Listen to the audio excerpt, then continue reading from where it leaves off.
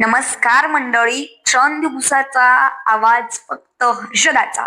आज आमच्या भावाचा म्हणजे आद्याचा बर्थडे होता, त्यामुळे ते एकदम प्रॉपर आणि टकाटक मध्ये तयार होऊन आला होता. आम्ही सगळ्यांनी मिळून आणि काही सिनियर सोबत आद्याचा बर्थडे एकदम व्यवस्थित केक पिक कापून सेलिब्रेट केला. आणि ते झाल्यावर हा प्रवीण केक खात होता की केक खाऊन त्याला उलटी येत होती, त्याचं त्यालाच माहिती.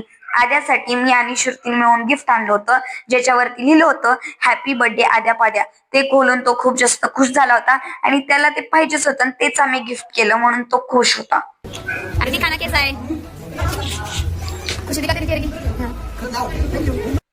संस्किनी पण त्याच्यासाठी एक गिफ्ट आणलं होतं जे त्याला आवडलं.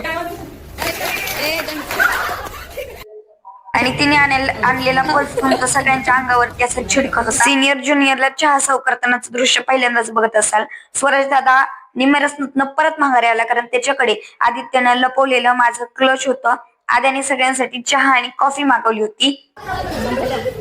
भूताली दोन चहा पिली आज ती बिपिन लाजावर लाज बसावं माणसाला. अरे तू चहा पिस नाही म्हणलं, पण तुम्हाला का होताला मला तू लाज नाही अजिबात. एक चहा एक कॉफी नुकसान 1 लाखाचं. केक खाल्ला पाऊस शेर स्वतः एकटीने. केक खाताना व्हिडिओ टाकतो की. डॉन सोबत सगळ्यांचे केक चारतानाचे फोटो सिनियरची अश्विनी काढत होती, म्हणजे ती आज फोटोग्राफरच झाली होती. मजाक मध्ये आद्यासाठी कोंबडीच्या पायाचं आणलेलं गिफ्ट सक्षमच्या बॅगेत टाकण्यात आलं नकळत त्याच्या, आणि त्या एक खोलल्यावर तो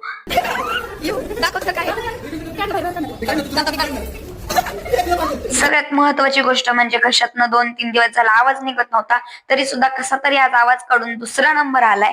शेवटी भाई आपलं व्यक्तिमत्व लय डेंजर आहे, त्यामुळं मी जी गोष्ट ठरवते ती एकदम मनापासून आणि पूर्णपणे करते, त्यामुळं आपला कोणी नादच करायचं नाही.